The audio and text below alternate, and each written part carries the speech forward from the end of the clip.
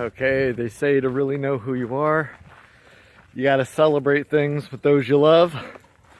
That's me. You gotta get in touch with nature and embrace your primal side. So today, for our anniversary, that's the celebration part, we are at Lakota Wolf Preserve.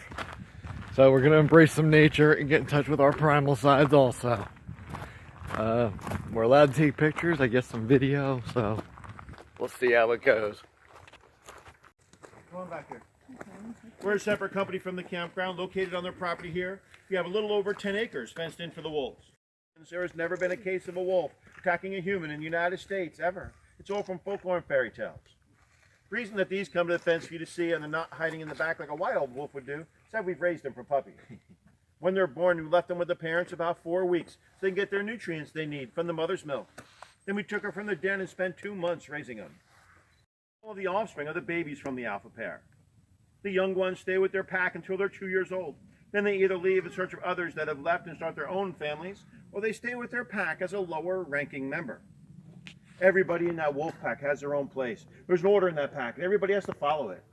On the top of the order are the alphas. They're in charge. Everybody has to listen to them. They eat first whenever there's food around. They're also the only ones that have puppies in the pack. The big guy up in the back there, that's Chicani. He's the alpha in the pen, the leader in the pack. There's usually one wolf who's second in command, next in line. They're in charge of the pack when the alphas are away, called a beta wolf. Everybody has their spot throughout that ranking. There's always going to be one wolf who's very shyest in the pack. They'll be the lowest ranking member. The lowest member is called the omega. The way they figure out where they sit in that order is every day they growl and snarl and bite each other's faces. They'll jump on each other's backs and push each other down. It sounds like they're tearing each other apart. Here, we also end up buying a lot of meat. We feed close to 50,000 pounds of meat a year here. Quite a bit. I'll feed 2 different ways. I'm feeding the meat that we have bought. It looks like hamburger, but it's deer meat. It's been all ground up. We'll buy 50-pound frozen blocks, cut into smaller pieces, and we'll throw each wolf in a frozen block of meat that's about 3 pounds. They all get fed about 3 pounds of meat a day. Some people think it's strange we feed it to them frozen. The reason I feed it frozen is, like I said earlier, whenever there's food around, the alphas will eat first, and they'll gobble down as much as they can. If there's not enough to go around, some of the lower ranking members might not get anything to eat.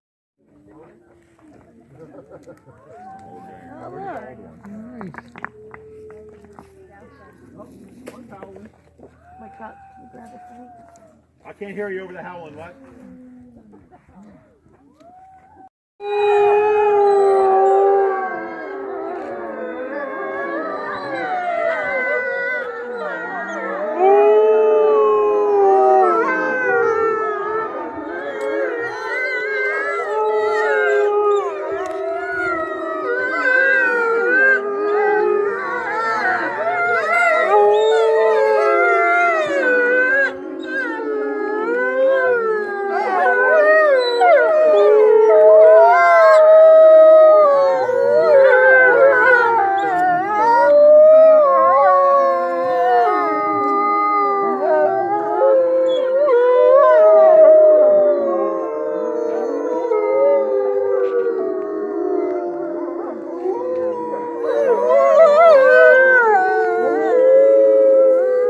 You're okay.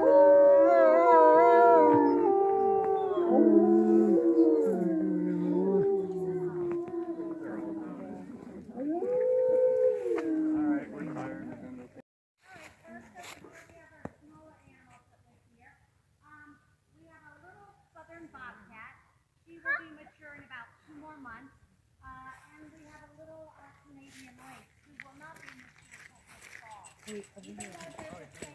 Mom and Dad hugging on you, kissing on you, that's embarrassing. And you pretty much want to do what you want to do. We all understand that. And that's the best way I can describe Logan right now. So he's being very independent. But I do have a backup, just like Jim once in a while calls me up to get the Arctics up. Jim will come over and get Logan over. Everybody knows if you have a cat, they have a favorite person. Cat. Also, I don't know if you've already noticed, look at those feet. Those feet will grow as he continues to grow. They're called snowshoe feet. In other words, living in Canada where it's very snowy in the wintertime, this little guy will open his feet wide open as far as he can. Already when he does that, his feet cover my hands, and look how big my hands are. So what he does is he walks across the snow, having all that paw will pack the snow down and stay on top of it. Okay, other than the feet and the size. Now, he's being very snotty.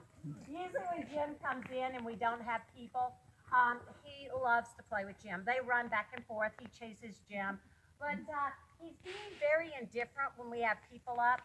And I think I know why. That little guy, you know, they say cats have 9 lives. He's already used up a couple of his. That little and there it was, in his stomach and blocking his intestines.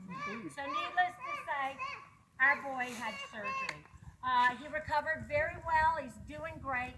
But that and a couple more reasons, he was at the vet as he was growing. He does not like strangers. I guess he's been prodded enough that he's had enough. But that's why he looks a little lean. He doesn't have that thick, heavy belly fur he would normally have. But it's growing in quickly.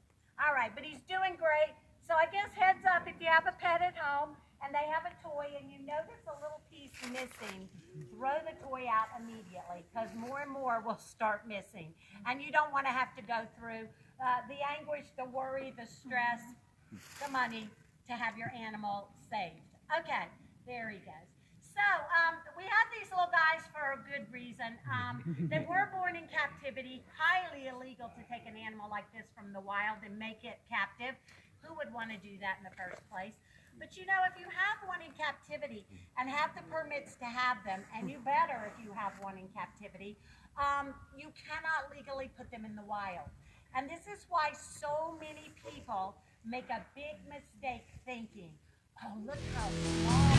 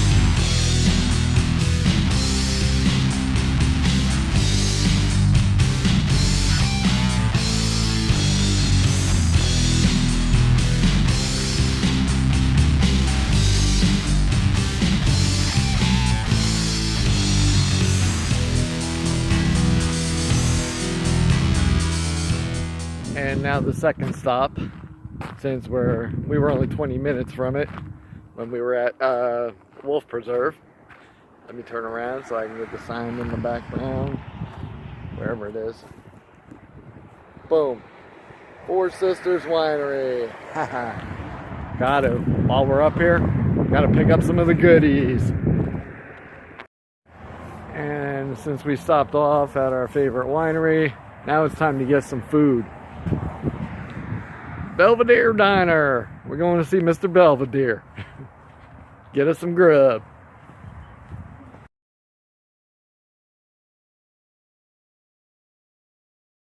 Okay, so let's just say Belvidere Diner, don't eat there. Mr. Belvidere cannot cook for shit. other than that, man, when we get home, I'll show you the hole that we actually picked up from the winery and all that. But yeah, you're up that way. Go to Hot Dog Johnny's or somewhere else. Do not stop at that Belvidere Diner because, oof. We asked for hamburgers medium. They overcooked them. They were like almost burnt. There's one tip for you when you're traveling up to. Shit, I have no idea where we were. All I know is you cross the bridge, you're in Philly. And we were in North Jersey somewhere, wine country of North Jersey. There you have it, the haul from today from Four Sisters. Nice little collection there. Start off with what the wife got. Some Niagara, Beaver Creek Red. And then I picked up some Cedar Hill Rose, Philomena, Captain's Choice, and Papa Joe. Papa Joe's good. It's brandy infused. Captain's Choice. That's a new one we just tried today. Apple style wine. Philomena we've had before. The Cedar Hill Rose. It's almost like a Zinfandel. Pretty damn good. Our Beaver Creek Red as usual, and our Niagara as usual. But there you go. There's today's haul. My wife also got a mug from the Wolf Preserve. Usually that's it. That was our haul today. On top of our little anniversary excursion.